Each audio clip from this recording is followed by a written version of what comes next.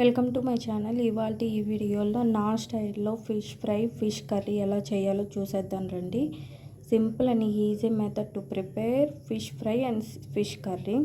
ముందుగా 1 kg fish తీసుకున్నాను. అందుకు సగం పీసెస్ ఫ్రైకి, సగం పీసెస్ కర్రీకి పెట్టుకున్నాను. ముందుగా ఫ్రైకి కావాల్సిన మసాలా ప్రిపేర్ చేసుకుందాం. అల్లం వెల్లుల్లి పేస్ట్, కారం, తగినంత సాల్ట్ అండ్ ఫిష్ మసాలా అవన్నీ కలిపేసి బాగా ముద్దలా పేస్ట్ లాగా ప్రిపేర్ చేసుకోవాలి. అది కొంచెం అవి మాత్రమే వేసినప్పుడు టైట్గా ఉంటుంది కాబట్టి మనకు కావాల్సినంత కొంచెం లూజ్గా, చాలా లూజ్గా ఉండకూడదు, కొంచెం లూజ్గా కొన్ని వాటర్ వేసి కలుపుకోవాలి. అవి కొంచెం లూజ్గా కలిపిన ఆ పేస్ట్ని ఒక్కొక్క ముక్క తీసుకొని అన్ని ఫిషెస్కి కరెక్ట్గా ఈక్వల్గా మంచిగా మసాలా పట్టించి పక్కన పెట్టుకోవాలి. మొత్తం ఫిషెస్ అన్నిటిని ఈక్వల్గా మసాలా అంతా ఈక్వల్గా స్ప్రెడ్ చేసి అన్ని సైడ్స్, లోపల సైడ్, బయట మొత్తం మంచిగా స్ప్రెడ్ చేయాలి ఆ మసాలాతో ఫిషెస్ని బాగా. ఆ తర్వాత అలానే ఫ్రై చేయడం వల్ల ఇవి ఆయిల్లో మసాలా అంతా పోతుంది కాబట్టి పైన కొంచెం కార్న్ఫ్లోర్ వేసేసి ఒక్కొక్క ఫిష్కు ఇంతకుముందు మసాలా ఎలా పట్టించామో అలానే ఒక్కొక్క ఫిష్ తీసుకొని దానికి కార్న్ఫ్లోర్ కూడా అలానే వేయాలి. పచ్చి కరివేపాకు ఉంటే దాన్ని కూడా ఆ కార్న్ఫ్లోర్ కలిపేటప్పుడు కొంచెం పచ్చి కరివేపాకు కూడా వేసుకుంటే ఫ్రై అయినప్పుడు మంచి టేస్ట్, మంచి అరోమా మంచిగా ఉంటుంది అన్నమాట. ఫ్రై తినేటప్పుడు చాలా టేస్టీగా అనిపించింది. అది మ్యాగ్నేట్ అయ్యేంతవరకు పక్కన పెట్టాలి. ఆ తర్వాత ముందుగా కట్ చేసి పెట్టుకున్న ఆనియన్స్, పచ్చిమిర్చి, టమాటో కర్రీకి కట్ చేసి పెట్టుకున్నాను నేను ముందే. కట్ చేసి పెట్టుకున్న ఆనియన్స్ అవి తర్వాత కడాయి తీసుకొని కడాయిలో ఆయిల్ పెట్టి ముందుగా కట్ చేసి పెట్టుకున్న ఆనియన్స్, పచ్చిమిర్చి వేసి వేగించాలి. ఆనియన్స్ గోల్డెన్ రెడ్ కలర్లోకి రావాలి. గోల్డెన్ రెడ్ కలర్లోకి వచ్చిన తర్వాత గోల్డెన్ రెడ్ కలర్ వచ్చేంత వరకు వాటిని ఫ్రై చేయాలి. పచ్చిగా ఉన్నంతప్పుడు ఏం వేయకూడదు దాంట్లో. గోల్డెన్ రెడ్ కలర్లో మారిన తర్వాత మనం ఫ్రెష్గా ఇంట్లో దంచి పెట్టుకున్న అల్లం వెల్లుల్లి పేస్ట్ అయితే మనకు టేస్ట్ చాలా బాగుండిద్ది. నేను అవి గోల్డెన్ రెడ్ కలర్లో ఫ్రై అయ్యాక దాంట్లో మనం ఫ్రెష్గా దంచి పెట్టుకున్న అల్లం వెల్లుల్లి పేస్ట్ కూడా వేసి అల్లం వెల్లుల్లి పేస్ట్ పచ్చి వాసన పోయేంత వరకు వేయించాలి. మంచిగా వేయిస్తే మంచి అరోమా వచ్చింది. దానివల్ల కూడా ఫిష్ కర్రీ కానీ ఏ కర్రీస్కైనా అల్లం వెల్లుల్లి పేస్ట్ పచ్చి వాసన పోయేంత వరకు మంచిగా వేగించాలి. ఆ తర్వాత ముందుగా మనం కట్ చేసి పెట్టుకున్న టమాటోస్ ఉన్నాయి కదా, ఆ టమాటోస్ కూడా యాడ్ చేయాలి. యాడ్ చేసి కొంచెం సేపు వాటిని కొంచెం కలబెట్టి అవి అలానే బాగా స్మాష్ అయ్యేలాగా ఒక డక్కన్ పెట్టి క్లోజ్ చేయాలి. డక్కన్ పెట్టి క్లోజ్ చేశాక అవి బాగా సాఫ్ట్ అయిపోయినప్పుడు వాటిని స్మాష్ చేయాలి. డక్కన్ పెట్టేసి వదిలేస్తే బాగా కుక్ అయిపోద్ది. అలా కుక్ అయిపోయిన తర్వాత మనం వాటిని స్మాష్ చేసి ముందుగా సిద్ధం చేసి పెట్టుకున్న టామరిన్ వాటర్ అంటే చింతపండు రసం చాలా ముఖ్యం ఫిష్ కర్రీకి.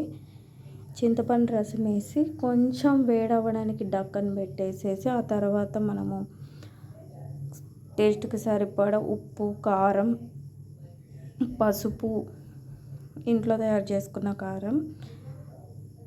కారం పొడి, ఫిష్ మసాలా అండ్ ఇంట్లో తయారు చేసుకున్న ధనియాల పొడి కూడా కొంచెం వేసాను నేను. మీకు ఆప్షనల్ ధనియా పౌడర్ మీ ఆప్షనల్, మీకు ఇష్టమైతే వేసుకోండి, లేదా ఉత్త ఫిష్ మసాలాతో కూడా టేస్ట్ బాగానే ఉంటుంది. ధనియాల పౌడర్ వేయాల్సిన అవసరం లేదు, కానీ నేను ఇంట్లో ఉంది కదా అని వాడాను అంతే. ఆ తర్వాత మీకు పులుసుకు కావాల్సినంత వాటర్ వేసేసి అవి బాగా ఒక పొంగు వచ్చేంత వరకు మరగనివ్వాలి. సాల్ట్ మర్చిపోయాను ఇందాక, అందుకే లాస్ట్లో యాడ్ చేశాను. అలా కలబెట్టి దానిపైన ఇంకా మూత పెట్టేసేసి బాగా ఒక పొంగు వచ్చేంత వరకు వాటిని బాగా ఉడికించాలి. డక్కన్ పెట్టేసేసి అవి బాగా ఒక పొంగు వచ్చేంత వరకు వాటిని బాగా ఉడికించాలి. అలా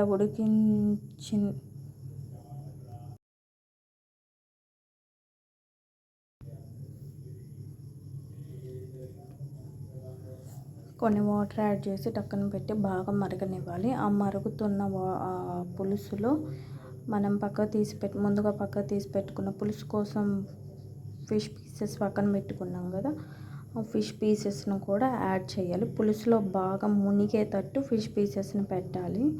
అప్పుడే పులుసును బాగా పీల్చుకుంటుంది. ఫిష్ పీసెస్ని పులుసులో పెట్టాక ఒక 15-20 మినిట్స్ అలానే వదిలేయండి. అప్పుడే బాగా కుక్ అవుతుంది. ఆ మసాలా కూడా ఫిషెస్కి బాగా పడుతుంది. అప్పుడే ఫిష్ కూడా ఆ పులుసు బాగా పీల్చుకొని ఆ టేస్ట్ అనేది వచ్చిద్ది. ఫిష్ కర్రీ అనేది చేసుకున్నప్పటికంటే ఈవినింగ్ ఒక పూటైనా గడిచిన తర్వాత తింటే దాని టేస్ట్ మనకు తెలుస్తుంది. వేడివేడిగా తింటే అంత టేస్ట్ అనిపించదు. ఫిష్ కర్రీ ఏవైనా వేడిగా తింటే టేస్ట్ అనిపిస్తాయేమో కానీ ఫిష్ కర్రీ మాత్రం అలా అనిపించదు. అది కొంచెం లేట్గా చేసిన తర్వాత కొంచెం టైం ఇచ్చి తింటేనే దానికి టేస్ట్ బాగుంటుంది. నా దగ్గర ధనియా పత్తా లేకపోవడం వల్ల నేను కరివేపాకు వేసాను. కరివేపాకు వల్ల కూడా మంచి ఫ్రాగ్రెన్స్, మంచి టేస్ట్, ఒక డిఫరెంట్ టేస్ట్ వచ్చింది ఫిష్ కర్రీకి.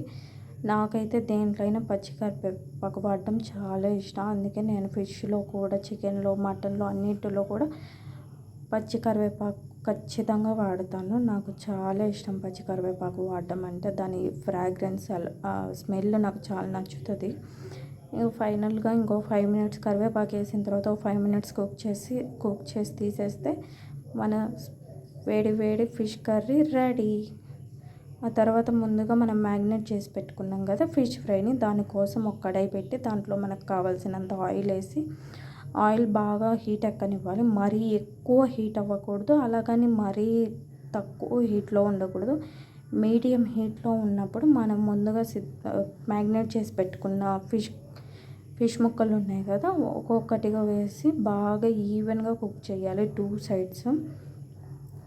ఒక సైడ్ కొంచెం కుక్ అవ్వగానే వెంటనే ఇంకో సైడ్ కూడా కుక్ చేయాలి. ఇది డీప్ ఫ్రై చేసుకోవచ్చు, కొంతమంది ప్యాన్ ఫ్రై కూడా చేసుకుంటారు. ఫైనల్గా మన వేడి వేడి ఫిష్ ఫ్రై